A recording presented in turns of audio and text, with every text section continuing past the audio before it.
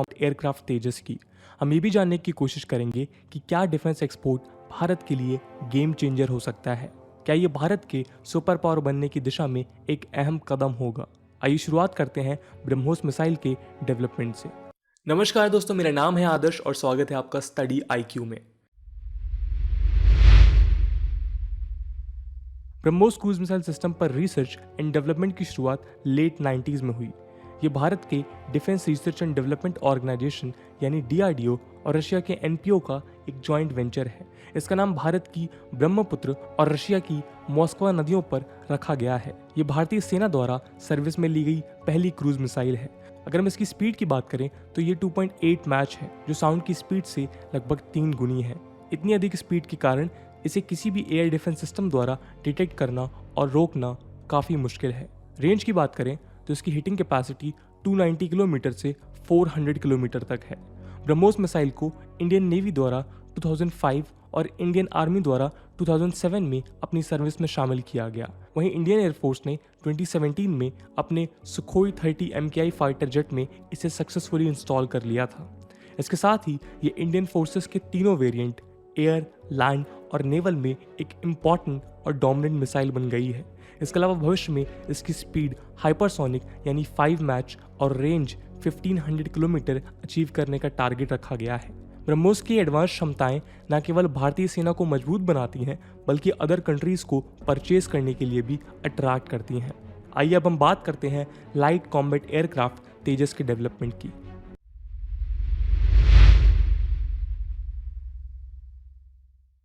ये एक indigenously developed light combat aircraft है, जिसे एयरक्राफ्ट डेवलपमेंट एजेंसी ADA और हिंदुस्तान एरोनॉटिक्स लिमिटेड यानी HAL ने साथ मिलकर डिज़ाइन और प्रोड्यूस किया है। तेजस की एवरेज स्पीड 1.4 मैच है। जुलाई 2016 में तेजस को भारतीय वायुसेना में शामिल किया जा चुका है। इसके अलावा जनवरी 2020 में भारतीय नेवी ने भी तेजस का सफलतापूर्वक परीक्षण किया है। तेजस ने एक युद्धपोत INS विक्रमादित्य से सक्सेसफुली उड़ान भरी। इसमें पावरफुल कावेरी इंजन इंस्टॉल किया गया है, जो 52 kN से 80 kN की पावर जनरेट करता है। इसमें लगाए गए फ्यूल टैंक की कैपेसिटी 4000 लीटर है, जो इसे लॉन्ग डिस्टेंस फ्लाइट के लिए सूटेबल बनाती हैं। ये 2205 किलोमीटर पर आवर की मैक्सिमम स्पीड और 15200 मीटर की हाइट तक उड़ान भर सकता है। इसकी रेंज 3000 किलोमीटर है, जो इसे एक बेहतरीन फाइटर एयरक्राफ्ट बनाती हैं। इसका वजन लगभग 5450 किलोग्राम है और ये मैक्सिमम 13500 किलोग्राम वजन ले जाने में सक्षम है। दोस्तों, इन सभी अट्रैक्टिव फीचर्स की वजह से ही तेजस को परचेस करने के लिए कई देशों ने इंटरेस्ट दिखाया है। आइए हम बात करते हैं ऐसे डिफेंसिव इक्विपमेंट्स की जिन्हें भारत एक्सपोर्ट कर सकता है।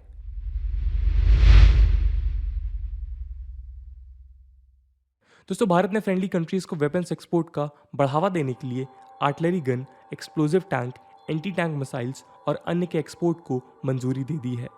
सरकार कुल मिलाकर लगभग 156 डिफेंस वेपन्स के एक्सपोर्ट को मंजूरी दी है।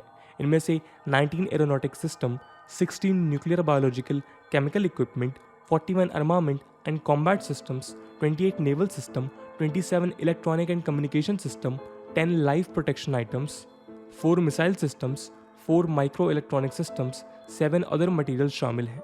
ये लिस्ट DRDO के द्वारा जारी की गई है। इससे पहले surface to air short distance hitting missile Akash को भी एक्सपोर्ट की मंजूरी दी जा चुकी है। इसके अलावा air to air attacking missile Astra, anti tank guided missile Nag और ब्रह्मोस वेपन सिस्टम भी एक्सपोर्ट के लिए तैयार है। दोस्तों, आइए हम बात करते हैं ब्रह्मोस, तेजस और अन्य डिफेंस इक्विपमेंट के एक्सपोर्ट सिग्निफिकेंस और स्कोप की।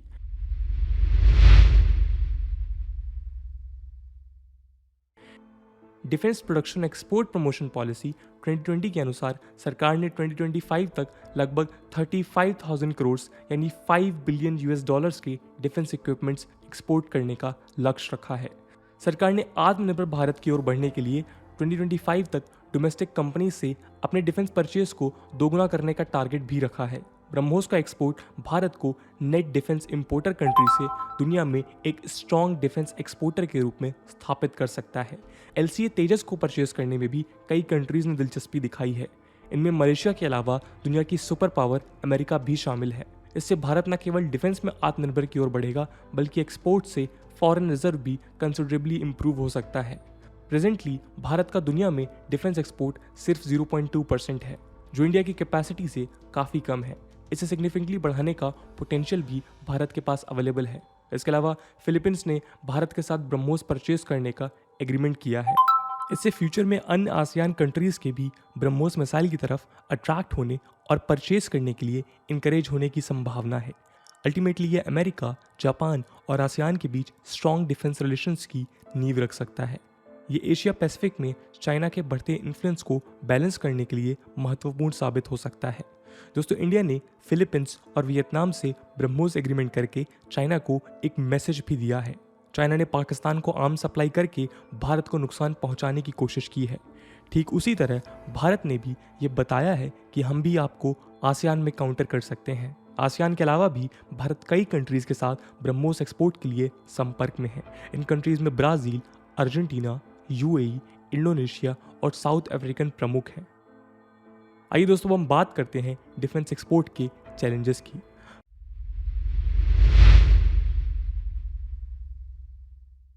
भारत में 2001 तक सिर्फ गवर्नमेंट ऑर्गेनाइजेशंस का ही डोमिनेशन रहा है, जिसमें डीआरडीओ और ऑर्डिनेंस फैक्ट्री प्रमुख हैं। इंडिया को अगर एक डिफेंस जायंट बनना है तो प्राइवेट सेक्टर को बड़े पैमाने पर इन्वॉल्व करना होगा। लेकिन प्रेजेंट में टोटल डिफेंस का लगभग 7 से 8% ही प्राइवेट कंपनीज की भागीदारी है। इसके अलावा हमारे लिए दुनिया की रिक्वायरमेंट के अनुसार विश्व स्तरीय डिफेंस प्रोजेक्ट बनाना भी एक बड़ा चैलेंज होगा। निश्चित रूप से इंडियन कंपनीज को एक क्रेडिबिलिटी बनाने की भी रिक्वायरमेंट है, जिसके लिए टाइम और मनी दोनों की ज़रूरत होगी। और हम आशा करते हैं समय के साथ गवर्नमेंट इन सभी स्टेप्स के ऊपर काम भी करेगी, जिससे डिफेंस एक्सपोर्ट इंडिया की इकोनॉमी के लिए एक मेजर सपोर्ट बन पाएगा। दोस्तों, ब्रह्मोस और तेजस के अलावा आपके ओपिनियन में ऐसे कौन से फाइटर जेट्स या मिसाइल सिस्टम हो सकते हैं जो भारत के डिफेंस एक्सपोर्ट को बढ़ावा दे सकते हैं? कमेंट सेक्शन में ज़रूर बताइएगा। आज की वीडियो के लिए इतना